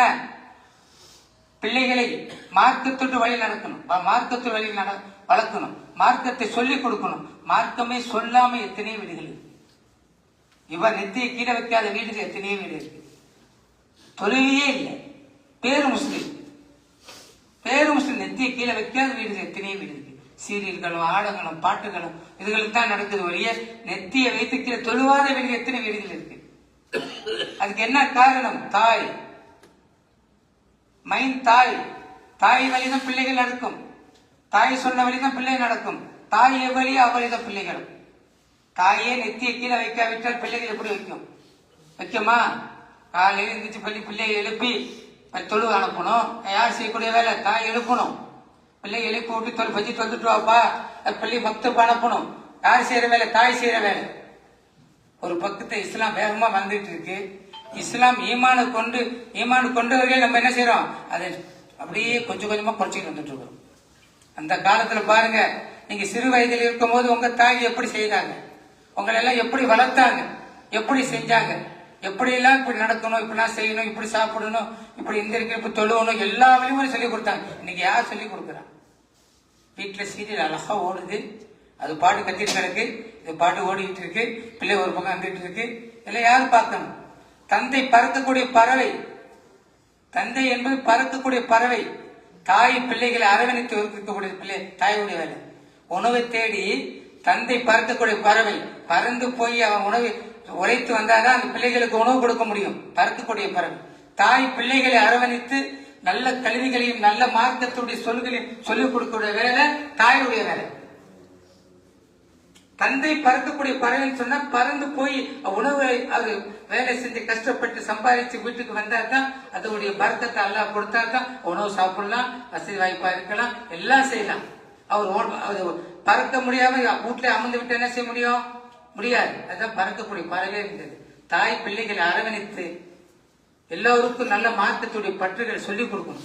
இன்ஷா அல்லாஹ் இங்க இருந்து போறோம், ஹஜ்ஜி செஞ்சுட்டு போறோம்னு சொன்னா ஊர்ல போய் என்ன செய்யணும்? நம்ம என்ன செய்யணும்? நீங்க ஹஜ்ஜி அன்னைக்கு பயன்ல சொன்னாங்க, கியாமத்து நாள் வரை இந்த ஹஜ்ஜி உடைய அன்னைக்கு சொன்னாங்க, கியாமத்து நாள் வரையில் நம்ம ஹஜ்ஜி செஞ்சோம், ஹாஜி என்ற எண்ணத்தோடு வாழ்ந்து கொண்டே இருக்கணும். நாளை மறும நாளையும் அந்த ஹஜ்ஜுடைய நம்ம ஹஜ்ஜி செஞ்சிட்டோம், அந்த ஹஜ்ஜியே மர்ம நாளிலும் அந்த பாக்கியத்தை அல்லாஹ் தான் தந்துடுவானாங்க. ஏன்னு சொன்னா வந்தோம் போனோம் அப்படின்னு இல்ல, சும்மா வரல, பல லட்சம் ரூபாய் செலவு பண்ணி வந்திருக்கோம். தூக்குவதற்கும் சுத்தி பார்ப்பதற்கும் சுத்தி நிக்கிறதுக்கு அல்ல. பக்துக்கு தொலைவு போவோம், இபாதத் செய்வோம், காபத்துல்லாவில போய் உட்காந்து காபத்துல வெறுமனை பார்த்து 20 ரஹமத்து கிடைக்குது. வேற எங்க கிடைக்குமா? சும்மா பார்த்தாலே 20 ரஹமத்து, 120 ரஹமத்துல 20 ரஹமத்து பார்க்கறவங்க கிடைக்குது. தவாப் செய்யறவங்களுக்கு 40 ரஹமத்து கிடைக்குது. உமரா செய்யறவங்களுக்கு 60 ரஹமத்து கிடைக்குது. அதை விட காபத்துல உங்களுக்கு என்ன வேணும்? இருக்கிற நாட்கள் நமக்கு கம்மியான நாள் தான். அந்த நாட்கள்ல இரவு நேரங்களில் காபத்துல உட்காந்து திக்ர் செய்யுங்க. தூக்கம் வரும், அதை தவித்துக் கொள்ளுங்க. ஒரு வாரத்துக்கு ஒரு ஹஜ்ஜிக்கு வந்துட்டேன்னு சொன்னா பிரயாணத்துல இருக்கிற தூக்கங்கள் தவித்துக் கொள்ளுங்க. ஒரு மாசத்துக்கு இன்ஷா அல்லாஹ் ஊருக்கு போய் நல்லா தூங்கலாம், ரெஸ்ட் எடுக்கலாம், தொழுகலாம், தூங்கலாம், சாப்பிடலாம், ரெஸ்ட் எடுக்கலாம். இங்க ஏன்னா இபாதத் செய்யறது அல்லாஹ் அழைச்சிருக்கான். உங்களை அல்லாஹ்வுடைய அழைப்பு கொண்டு வந்ததுதான் நீங்க வந்திருக்கீங்க, உங்களுடைய அழைப்பு இல்லை. நீங்க பணம் வந்துச்சு, வந்துட்டோம், சொத்து பணம் கட்டிட்டோம், போயிட்டோம் அப்படின்னு இல்ல. பாருங்க, ஹஜ் கமிட்டில வந்தாங்க, அவர் 10 நாளைக்கு தடை, 10 வருஷம் தடை இருக்கு, அவர் தெரியாது, வந்துட்டாரு. மனைவி உள்ள இருக்கு, கணவனை விடல, அப்படியே பிடிச்சாங்க போயிட்டான். என்ன அது என்ன செய்யுங்க? யாருடைய வேலை? பணம் இருந்துச்சு, வசதி இருந்துச்சு, வாய்ப்பு இருந்துச்சு, எல்லாம் வந்தாங்க. ஹஜ் கமிட்டில தான் வந்து இறங்கினாங்க, எல்லாம் செஞ்சாங்க. என்ன செஞ்சாங்க? மனைவிய வெளியே வந்துட்டாங்க, கணவர் உள்ள இருக்காரு. அந்த வெளியில இப்படி செஞ்ச வெளியே வரல, அவருக்கு இங்க வேலை செஞ்சிருக்காரு. அவருக்கு 5 வருஷம் தடவை வெளியே வந்திருக்காரு, 10 வருஷம் தடவை தெரியல, அவருக்கும் தெரியல, இங்க உள்ள அனுமதிக்கல. அப்ப வந்து மனைவி இங்க அங்கேயே கணவர் என்ன செய்ய பிடிச்சி அனுப்பிட்டாங்க. எல்லாம் அனுப்பிடுவாங்க. அல்லாஹ்வுடைய வேலை, நாட்டுடைய சட்டம், இதெல்லாம் யாரு வருது? பணம் இருந்துச்சு, வசதி இருந்துச்சு, வாய்ப்பு இருந்துச்சு, எல்லாம் வந்து போயிட்டோம், வந்துட்டோம், போட்டு எல்லாம் விட்டானா யாரையும் சரி, யாருக்கு யாரும் இல்லை சொல்ல. அல்லாஹ்வுடைய நாட்டம் இல்லாமல் இந்த மண்ணில உங்க நெகவுடைய கனவு கூட பண்ண அல்லாஹ்வுடைய எந்த இடத்துக்கும் சரி, அல்லாஹ்வுடைய நாட்டம் இல்லாத இப்போ நீங்களாம் யாரு? அல்லாஹ்வுடைய விருந்தாளிகள், அல்லாஹ்வுக்கு வகுப்பானவர்கள், அல்லாஹ்வுக்கு விருப்பமானவர்கள். அவர்கள் தான் அல்லா அழைப்பான். அல்லாஹ்வுடைய வீட்டுக்கு அழைக்கிறான். எல்லாத்தையும் அழைக்க முடியாது. கோடி கோடியா பணம் வச்சிருக்காங்க, சொத்து வச்சிருக்காங்க, ஹஜ் செய்யல, உம்ரா செய்யல, அவங்க கடமையாச்சு, செய்யாம இருக்காங்க. ஏன்னா அல்லாஹ் நாட்டம் கொடுக்கல. அல்லாஹ் அந்த உள்ளத்தை ஹிதாயத்தை கொடுக்கணும். ஹிதாயத்தை கொடுக்கலன்னு சொன்னா யாரும் நல்லா இல்லை. பணம் இருக்கு, சொத்து இருக்கு, சுகர் இருக்கு, எல்லாமே இருக்கு, ஹஜ் கூட கடமையாச்சு அவங்களுக்கு, அவங்க உள்ளத்தை அல்லாஹ் போடல. அல்லாஹ் நாடு, அல்லாஹ் நாடிட்டா என்ன செய்வான்? அல்லாஹ் கொண்டு வந்து சேர்த்துருவோம். எந்த ஒரு விஷயமா இருந்தாலும், ஒரு பிரயாணத்துல இருந்தாலும், எதை இருந்தாலும், மக்காவுக்கு வந்துட்டோம், மதினாவுக்கு போறோம், எந்த இடத்துக்கு போனாலும் அல்லாஹ்வுடைய நாட்டம் இருந்தா அல்லாஹ் அழைப்பான். அல்லாஹ்வுடைய நாட்டம் இல்ல அந்த அழைக்க மாட்டோம், அவர் தடுக்கல வந்துடும். அல்லாஹ்வுக்கு விருப்பம் இல்லாத ஒருவர் இருந்தாலும் எல்லாத்தையும் செஞ்சிருவோம். அதுதான் ஒவ்வொரு நாளும் சொல்றது, துவா செய்யுங்க, தாஜ்ஜுத் நிறைய துவா செய்யுங்க, அல்லாஹ் கிட்ட கேளுங்க, காபத்துல்லா தஹஜ்ஜுத் கேளுங்க, உங்களுடைய வெற்றி எல்லாம் நீங்க மனசுல கேட்கக்கூடிய எல்லாத்தையும் எல்லாம் கொடுக்க தயாரா இருக்கிறான். தஹஜ்ஜுடைய நேரத்தை கேளுங்க, தஹஜ்ஜுல தவாப் செய்யுங்க. 2 மணிக்கு எந்திரிச்சு போய் பாருங்க, அழகா 2 மணிக்கு போங்க. ஃபஜ்ருக்குள்ள 2 தவா முடிச்சிடலாம், ஃபஜ்ரையும் தொழுதுடலாம், ஒரு தஹஜ்ஜும் முடிச்சிடலாம், ஃபஜ்ரையும் உள்ள தொழுதுடலாம், அழகா வெளியாயிடலாம். ஒரு 2 மணிக்கு எந்திரிச்சு போய் பாருங்க, கொஞ்சம் ரொம்ப கம்மியாக தான் இருக்கும். 2 தவா பண்ணலாம், 2 தவா பண்ணிடலாம், ஃபஜ்ரும் தொழுதுடலாம், அழகா வெளியே வந்துடலாம். பாருங்க, தஹஜ்ஜுடைய நேரத்தை கேளுங்க, துவாங்க. நம்ம தஹஜ்ஜுத் தவா பண்ணிட்டே இருக்கிறோம். எல்லாருக்கும் தெரியும்ல, தஹஜ்ஜுடைய நேரத்துல என்ன துவா கேட்டா ஏற்கப்படும். அப்ப நீங்க தஹஜ்ஜுத் நிறைய துவா கேளுங்க, உங்களுக்கு கேளுங்க, பிள்ளைகளுக்கு கேளுங்க, குழந்தை கேளுங்க, ஊர் மக்கள் கேளுங்க, உலகத்துக்கு கேளுங்க, ஆலயத்துக்கு கேளுங்க. எல்லாத்தையும் கேட்கறது அல்லாஹ் வச்சிருக்காங்க. கேளுங்க, தரையிறாங்க. நீங்க கேளுங்க, நான் தரையிறாங்க. நம்ம தான் கேட்கறது இல்லை. கேளுங்க, எல்லாம் கொடுப்போம். இன்னைக்கு நாளைக்கு, நாளைக்கு நாளைக்கு உடனே என்ன பண்ணி கேட்டு வந்த ஒண்ணு நடக்கலையே, அப்படி இல்லை. அல்லாஹ்வுக்கு அல்லாஹ் நினைச்சா நாளைக்கும் கொடுப்பான், நாளைக்கும் கொடுப்பான், 1 மாசம் கொடுப்பான், 1 வருஷம் கொடுப்பான். எத்தனையோ சம்பவம் காபத்தெல்லாம் காலத்துல பசாரத் ஹஜ் உம்ரா சரித்திர ஒவ்வொரு கட்டத்தையும் நான் சொல்லுவேன். பணம் வாங்கிட்டான் கொண்டு வந்துட்டான் அப்படின்னு இல்லை. பணத்தை கட்டிட்டு வந்துட்டா அவ்வளவு கஷ்டப்படும், பணம் கட்டுறோம். கட்டிட்டு வந்து நீங்க உட்காந்து தூங்கிட்டு சுத்தி போனாக்கா நானே சத்தம் சில பிடிக்காது. நானே சத்தம் இவ்வளவு ரூபா கட்டி வந்து என்ன இப்படி செய்றீங்களே சில பிடிக்காது. ஏன்னா அவ்வளவு ரூபாய் கட்டிட்டு வந்துட்டு ரூம்ல தூங்கிட்டோம், இபாதத் செய்யாம அப்ப சோக்கா இருந்துட்டு போயிட்டாக்கா வரவே தேவையில்லை. அதுக்கு வரவே வேண்டாம். இவ்வளவு ரூபாய் கஷ்டப்பட்டு கட்டி வந்து அல்லாஹ் இபாதத்துக்கு உங்களை அழைச்சிருக்கான். அந்த இபாதத்தை முழுமையா செய்யுங்க. மனிதன் எவ்வளவு காலம் வாழணும், எவ்வளவு வயசுக்கு இருப்போம், எவ்வளவு வயசு இருப்போம், 70 வயசு 50 வயசு தாண்டி மூத்து. இன்னைக்குதான் மூத்து வந்து தயார்படுத்திக்கணும். இன்னைக்குள்ள காலத்துல 50 வயசு வந்து தாண்டிட்டோம்னு சொன்னாக்க நமக்கு ரெஸ்டான வாழ்க்கை, ரெஸ்டான வாழ்க்கையை வாழ்ந்துட்டு இருக்கிறோம். என்னைக்கு மூத்து வரன்னு சொல்ல முடியாது, எந்த நேரங்களும் சொல்ல முடியாது. 50 வயசு 60 வயசு 70 வயசு இருப்போம். நமக்கு முன்னோர்கள் இருக்காங்களா? நமக்கு முன்னோர்கள் இருக்காங்களா? அவங்களுக்கு முன்னோர் இருக்காங்க. உலகத்துல ஒரு கூட்டம் போச்சுன்னு சொன்னா இன்னொரு கூட்டம் அப்படியே போகும், இன்னொரு கூட்டம் போய் ஒரு கூட்டம் போகும், அப்படியே வளர்ந்துட்டே வந்துட்டு இருக்கும். முன்னோர் தாத்தா பாட்டிலாம் இருக்காங்களா? தாதா இருக்காங்களா? அந்த கூட்ட வம்சமே இருக்காது. அவங்களோட பிள்ளைகள் இருக்கும், அவங்களோட பேர பிள்ளைகள் இருக்கும், கொண்டு பேர பிள்ளைகள் இருக்கும். இது வளர்ந்து அப்படித்தான் வளரும். யாரு மூத்த யாருக்கு இருந்தா முடியுமா? ஏன் மூத்த என்ன சிந்திக்க முடியுமா? உங்களோட மூத்த சிந்திக்க முடியுமா? யாரு மூத்த யாராலும் சிந்திக்க முடியாது, யாராலும் முடியாது. அப்ப இப்ப என்ன செய்யணும்? போகக்கூடிய குளிக்கிற கபருக்கு என்ன செய்யணும்? நன்மையை உலகத்தை செய்தாதான் அந்த கபர்ல கூட நிம்மதியா இருக்கலாம். இங்க நல்ல அமல் செய்யல, நிறைய நம்ம அமல் செய்யாம கபர்ல கூட நமக்கு கஷ்டம் தான். அந்த கபர் கூட நம்ம நெருக்கணும். அப்ப இங்க என்ன செய்யணும்? நம்ம இவரை தொழுவேன், ஜக்காத்து, தர்மம் செய்யுங்க, தானம் பண்ணுங்க. சொந்த பந்தங்கள்ல யாரு வசதி இல்லாம இருக்காங்க அவங்கள பாருங்க, யாரெல்லாம் வறுமையில இருக்காங்க அவங்களை தேடி கொடுங்க. உங்களுக்கும் ஜக்காத்து கொடுக்கக்கூடிய கடமையில் இருக்குது. அது நம்ம சொந்த பந்தங்கள்ல யாரு வறுமையில இருக்காங்களோ அவங்களுக்கு மொத்தமாக அந்த ஜக்காத்தை கொடுத்து அவங்களோட வசதி உருவாக்குங்க. நாளைக்கு அவங்க ஜக்காத்து கொடுக்குற மாதிரி அவங்க நிலைக்கு வருவாங்க. அண்ணன் தம்பி 4 பேர் இருக்கிறோம். ஒரு தம்பிக்கார தொழில லாஸ் ஆயிட்டாரு, ரொம்ப இதாயிட்டான்னு சொன்னா என்ன செய்ய? மத்தவங்க எல்லாம் சேர்ந்து தம்பிகிட்ட கொடுத்து ஜக்காத்து பணத்தை கொடுத்து அவரை வைத்து விட்டு நாளைக்கு அவர் சம்பாதிக்கிற காலத்துல அவரு ஜக்காத்து கொடுக்குற நிலைக்கு வந்துருவார். அல்லாத பெருமைப்படலாம். பேருக்கு ஜக்காத்துன்னு சொல்லிட்டு இந்த 10 வச்சுக்க பெருமைக்காக செய்வார்கள். ஜக்காத் 4 லட்சம் கொடுக்குறேன், 5 லட்சம் கொடு, 10 லட்சம் கொடு, 10 கொடு எப்படிம்பாங்க. அது அல்ல. ஜக்காத்து கொடுப்பது யாருக்கும் தெரியவும் கூடாது, தர்மம் செய்வது யாருக்கும் தெரியக்கூடாது.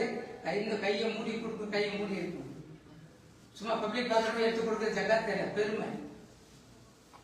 இதெல்லாம் நம்ம சொந்த பந்தங்கள்லாம் பார்த்து செய்யும் போது நல்லா பெருமைப்படுறான். நாளைக்கு நம்ம மௌத்தாய் கபருக்கு போனாலும் நமக்கு அங்கேயாச்சும் அல்லாஹ்வுத்தாலா அங்க அந்த பாவங்கள் எல்லாம் மன்னிக்கப்பட்டு அங்கே நமக்கு அல்லாஹ்வுத்தாலா சொர்க்கத்தை பூங்கோணம் மாறி அல்லாஹ்வுத்தாலா கபரை ஆக்கி வைப்பானாரு. மறுமை நாளையில நம்ம சொர்க்கத்துல அடைவதற்கு என்ன செய்யணும்?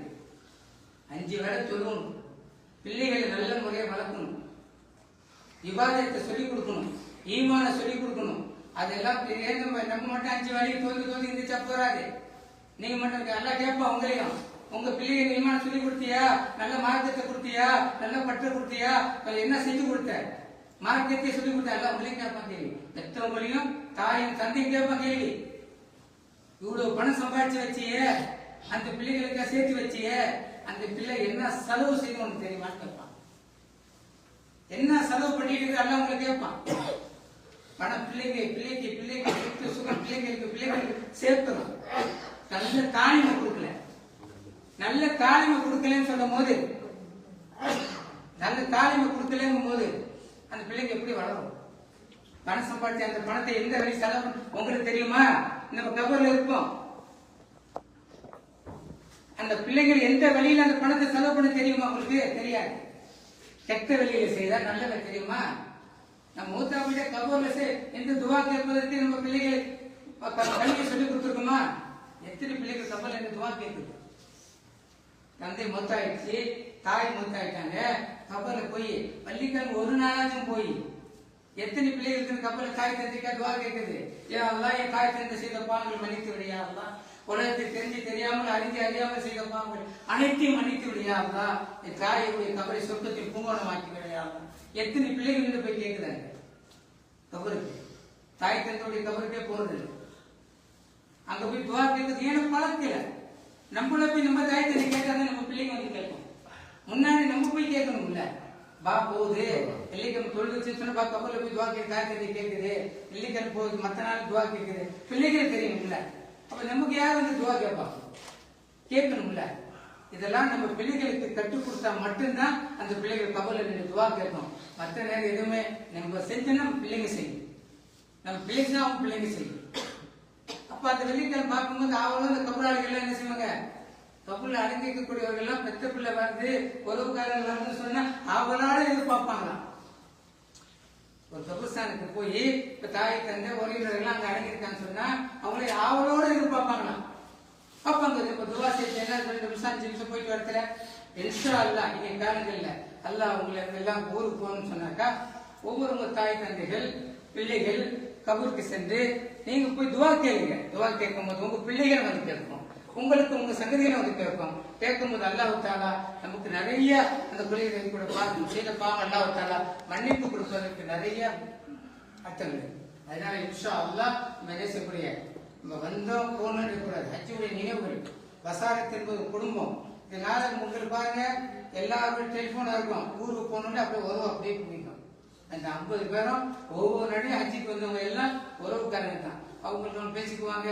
அங்க நீங்க எங்க வீட்டுக்கு வாங்க, நீங்க உங்க வீட்டுக்கு வாங்க சொன்னா இந்த ஒரு மாசத்துடைய பயணம், இந்த ஹஜ்ஜுடைய பயணம் உறவாக்கிடும். உறவுக்களாயிரம் சம்பந்தம் பண்ணிக்குவாங்க. எவ்வளவு சம்பவம் நடந்திருக்கு. அது மாதிரி இன்ஷா அல்லாஹ் இங்க எப்படி இருக்கிறோமோ ஊருக்கு போனால் இன்ஷா அல்லாஹ் ஒரு அப்படியே அண்ணன் தங்கையாகும் உறவினராகும் அப்படி எல்லாமே வருவாங்க. ஃபோன் பண்ணி சந்தோஷமா இருக்கு. இன்ஷா அல்லாஹ் மக்காவை செய்யக்கூடிய அமல்கள் 2 நாள் இருக்கு. இந்த 2 நாள்ல இன்ஷா அல்லாஹ் சிறப்பான அமல் செய்யுங்க. பொருள்கள் என்ன வச்சுட்டு போகணுமோ அதை வச்சுட்டு போங்க. தேவையான போல எடுத்துக்கங்க. முக்கியமா புதிய ட்ரெஸ் உங்களுடைய எடுத்துக்கங்க. இன்ஷா அல்லாஹ் ஒரு ட்ரெஸ் கொடுத்து ஏன்னு சொன்னா ரவுதாவுக்கு போகும்போது புத்தாடை கட்டி புதுமணத்தோடு சென்று கண்மணி நாயகம் ஸல்லல்லாஹு அலைஹி வஸல்லம் நேருக்கு நேர் சந்திக்க போறீங்க. இங்க என்ன அஸ்ஸலாமு அலைக்கும் யா ரசூலுல்லாஹ் அப்படிங்கிறாங்க. அங்க அப்படி இல்ல, நேருக்கு நேர் சந்திக்க போறீங்க. அங்க வாங்குற இடத்தை பார்க்க போறீங்க, கால்பட்ட இடத்தை பார்க்க போறீங்க. மிக முக்கியமான இடங்கள், அமைதியான இடங்கள். இன்ஷா அல்லாஹ் ஃபஜ்ர் தொழுகமா சட்டன் ரூம் வரக்கூடாது. எல்லாமே வந்துட்டான்னு வரக்கூடாது. பஹாரிகள் நான் சொல்லக்கூடிய இதுதான். ஃபஜ்ர் தொழுதுட்டு உடனே வெளியே வந்து உட்கார வெளில வரக்கூடாது. ஃபஜ்ர் தொழுது உட்காரு தனிமையா ஒரு 10 நிமிஷம் உட்காரு. தனிமையை பாருங்க. மதீனா நகரத்துல தனிச்சு உட்கார்ந்து ஒரு 10 நிமிஷம் உட்காரு. மனம் சுபான எங்க போயிட்டு போனதும் தெரியாது, ஊர் தெரியாது, எதுவுமே தெரியாது. உட்கார்ந்து பாருங்க. ஒரு 10 நிமிஷம் மதீனா ஃபஜ்ர் தொழுதுட்டு ஒரு 10 நிமிஷம் உட்கார்ந்து துவா செஞ்சுட்டு அப்புறம் வெளியே சரி ஒண்ணு முடியாது. தனிமையா உட்கார்ந்து துவா செஞ்சு பாருங்க. தனிமையா உட்கார்ந்து பாருங்க. நம்ம மனசுக்கு அவ்வளவு அமைதி கொடுக்கும் மதீனா நகரம். ஏன்னு சொன்னா கண்மணி நான் ஸல்லல்லாஹு அலைஹி வஸல்லம் நேருக்கு நேர் சந்திக்க போகிற இடத்துக்கு போகும்போது அவர் கண்ணியத்தோடு போகணும், கண்ணியமா இருக்கணும். சவுண்டு பற்றி பேசக்கூடாது, சீவான்னு பேசக்கூடாது, சத்தம் விடக்கூடாது. ஏன்னா அமைதியான இடம். நீங்க பெருமாடி இருக்காது மக்கமானாரு. ஒத்துழைப்பு கொடுங்க. எல்லாமே இபாதத்துடைய விஷயங்களை தெரியலையா ஹஜ்ஜத்துல கேளுங்க.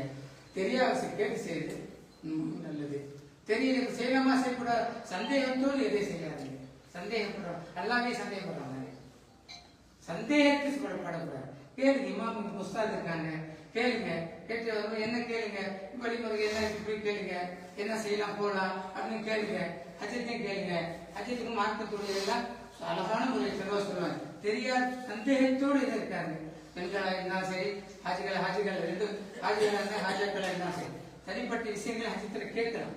உங்களுடைய தனிப்பட்ட விஷயங்களை நேரடியா உட்கார்ந்து ரூமுகளோட கேட்கலாம். வெளியில கூட கேட்க வேண்டாம். தனியா இருக்கும்போது கூட தனிப்பட்ட விஷயங்களை கேட்கலாம். கேட்டு இபாதத்து விஷயங்கள் தெரிஞ்சு செய்யறது மிக சிறந்தது. இன்ஷா அல்லாஹ் செய்யுமா எல்லாமே? இன்ஷா அல்லாஹ். அல்லாஹ் நம்ம வந்த காரியங்களை அனைத்து விருத்தியாக்கி தருவானாங்க. நம்ம எதை நினைக்கிறோமோ அது நினைத்தது எல்லாமே அல்லாஹ் பூர்த்தியாக்கி தருவானாங்க. யாவை லேசாக்கி வைப்பானாங்க, செய்ய லேசாக்கி வைப்பானாங்க, மதியமான நகரத்துடைய பயணத்தை லேசாக்கி வைப்பானாங்க. நாங்கள் எந்த நோக்கத்தில் வந்தோம் அந்த நோக்கத்தை முழுமையாக வெற்றியாக்கி நல்ல விதமாக ஊர் அனுப்பி வைப்பானாங்க. ஹஜ்ஜை மக்பூலாக்குவானாங்க.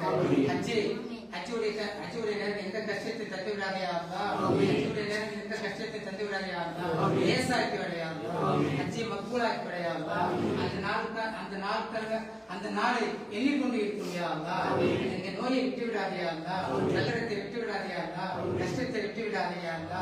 அந்த எந்த அமலை நாங்கள் தப்பு தவறுகளாக செய்திருந்தாலும் மன்னித்து விடையாகுதா. ஒழுங்கில் தப்பு செய்திருந்தால் மன்னித்து விடையாகுதா. நாங்கள் செய்யக்கூடிய அமலுக்கு தப்பு செய்திருந்தால் மன்னித்து விடையாகுதா. யாருதா எதை கொண்டு எங்களை கஷ்டத்தை விட்டு விடாதையாகுதா, எதை கொண்டு எங்களை கஷ்டத்தை விட்டு விடாதையாகுதா. யாருதா நாங்கள் எந்த நோக்கத்தோடு வந்தோமோ அந்த அவ்வளவு ஆசையாக வந்து யாருதா அந்த ஆசைகளை எல்லாம் பூர்த்தியாக்கி விடையாகுதா. அந்த ஆசைகளை எல்லாம் பூர்த்தியாக்கி விடையாகுதா. எல்லாம் சந்தோஷமாக ஹஜ்ஜி செய்து நல்ல விதமாக எங்களை ஊர் சேர்த்து வைப்பானாக. அல்ஹம்துலில்லாஹி ரப்பில் ஆலமீன். அஸ்ஸலாமு அலைக்கும் ரஹ்மத்துல்லாஹி வ பரகாத்துஹு.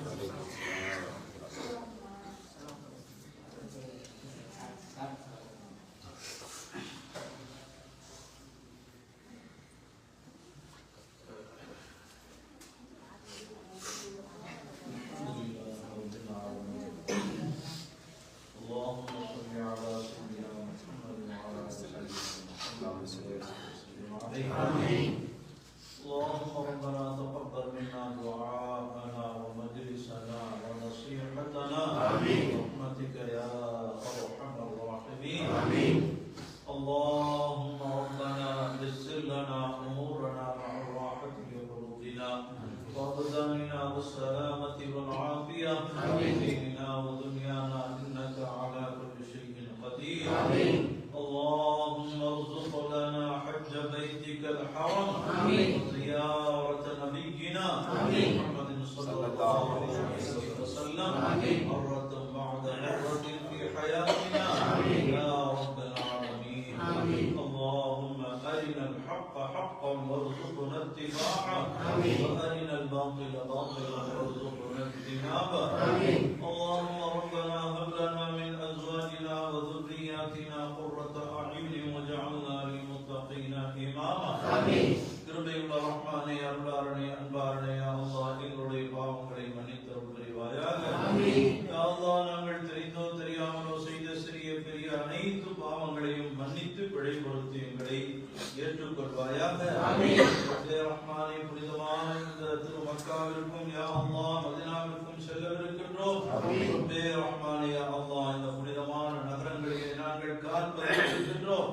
யா அல்லாஹ் நபி ஸல்லல்லாஹு அலைஹி வஸல்லம் அவர்கள் கால் பதித்த சஹாபாக்கள் கால் பதித்த இந்த புனிதமான இடங்களிலே நாங்கள் எல்லாம் உலாவிக் கொண்டிருக்கிறோம். யா அல்லாஹ் அவருடைய பெருமைகளையும் அருமைகளையும் சிறப்புகளையும் அறிந்து யா அல்லாஹ் அவர்கள் செய்த தியாகத்தை எல்லாம் யா அல்லாஹ் நாங்கள் எண்ணி பார்த்து நாங்கள் படிப்படை பெறக்கூடியவர்களாக எங்களை ஆக்கி அருள் புரிவாயாக. யா அல்லாஹ் இந்த புனிதமான இடங்களிலே அதிகமாக நல்ல அமல்களை செய்யக்கூடிய பாக்கியத்தை தந்தருள் புரிவாயாக. குறிப்பான இடங்களிலே குறிப்பான நேரங்களிலே துஆக்களை செய்யக்கூடிய பாக்கியத்தை ரப்பே ரஹ்மானே எங்களுக்கு தந்தருள் புரிவாயாக. நாங்கள் செய்யக்கூடிய துஆக்களையும் அமல்களையும் கபூல் செய்து அருள் புரிவாயாக. யா அல்லாஹ் ரப்பே ரஹ்மானே, யா அல்லாஹ் நாங்கள் எந்த நோக்கத்திற்காக வந்திருக்கின்றோமோ அந்த ஹஜ்ஜினுடைய அந்த கிரிகைகளை அமல்களை மக்பூலாக ஆகக்கூடிய முறையிலே அதை பரிபூர்ணமாக பக்குவமாக அதை தெரிவு செய்யக்கூடிய பாக்கியத்தை புரிவாயாக. ரப்பே ரஹ்மானே, கிருபையுள்ளவனே, குறிப்பான அந்த நாட்களிலே யா அல்லாஹ் எல்லா காரியங்களையும் எளிதாக்கி தந்து புரிவாயாக. நோய்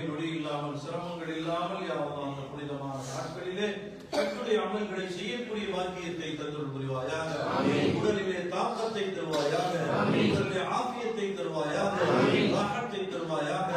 யாருக்கெல்லாம் யா அல்லாஹ் உடலிலே பல்வேறு விதமான நிலைகள் இருக்கிறோ அவைகளெல்லாம் நீ ஷிஃபாவை கொடுத்து யா அல்லாஹ் ஹஜ்ஜுடைய அமல்களை பரிபூர்ணமாக நல்ல முறையிலே செய்யக்கூடிய பாக்கியத்தை தந்தருள் புரிவாயாக. அருளாளனே, அன்பாளனே, அல்லாஹ் எங்களிடத்தில் யாரெல்லாம் துஆவிற்காக வேண்டி வசியத் செய்து வேண்டிக் கொண்டார்களோ அவர்களுடைய ஹலாலான நாட்டங்களை நிறைவு செய்தருள் புரிவாயாக. குறிப்பாக சிலர்கள் பெயரை சொல்லி என்னென்ன தேவைகள் என்று சொல்லியிருக்கிறார்கள் யா அல்லாஹ், அவைகளை நாங்கள் மறந்து யா அல்லாஹ் நாங்கள் இருக்கின்றோம் யா அல்லாஹ், அவைகளெல்லாம் நீ கபூல் செய்து அருள் புரிவாயாக. ரப்பே ரஹ்மானே யா அல்லாஹ், இந்த புனிதமான இந்த பயணத்திலே அல் பஷாரத் என்ற குழுமத்திலே எங்களை எல்லாம் ஒன்று கூட்டி இருக்கின்றான். இதே போன்ற சுவனத்திலே இந்த அல் பஷாரத் என்ற சுப செய்தியை எங்களுக்கு சொல்லக்கூடிய சுவனவாசிகளாக எங்களை ஆக்கி அருள் புரிவாயாக. ரப்பே ரஹ்மானே யா அல்லாஹ், இந்த புனிதமான ஹஜ்ஜுடைய பயணத்தை மக்பூலாக ஆக்கி அருள் புரிவாயாக. என்னென்ன நாங்கள் அமல் செய்கின்றோம் அவைகளை எல்லாம் கபூல் செய்து அருள் புரிவாயாக. யா அல்லாஹ், நாங்கள் பலகீனமானவர்கள், யா அல்லாஹ் நாங்கள் மிகமானவர்கள், யா அல்லாஹ் குறைவுள்ளவர்கள் ரப்பே, யா அல்லாஹ் அறிவீனர்களாக இருக்கிறோம், பலகீனமானவர்களாக இருக்கின்றோம் ரப்பே ரஹ்மானே. யா அல்லாஹ், எங்களுடைய அமல்களிலே எத்தனையோ குறைகள் ஓட்ட உடசல்கள் இருக்கிறது ரப்பே, அவைகளை எல்லாம் மன்னித்து நிறைவாக தந்தருள் புரிவாயாக. ரப்பனா ஆத்தினா ஹஸனா வ ஃபில் ஆখিরাতি ஹஸனத்தன் வ கினா அஸாபன் நார். ஸல்லி அலா நபி முஹம்மது வ ஆலிஹி வ ஸஹ்பிஹி அஜ்மஈன். برحمتك يا ارحم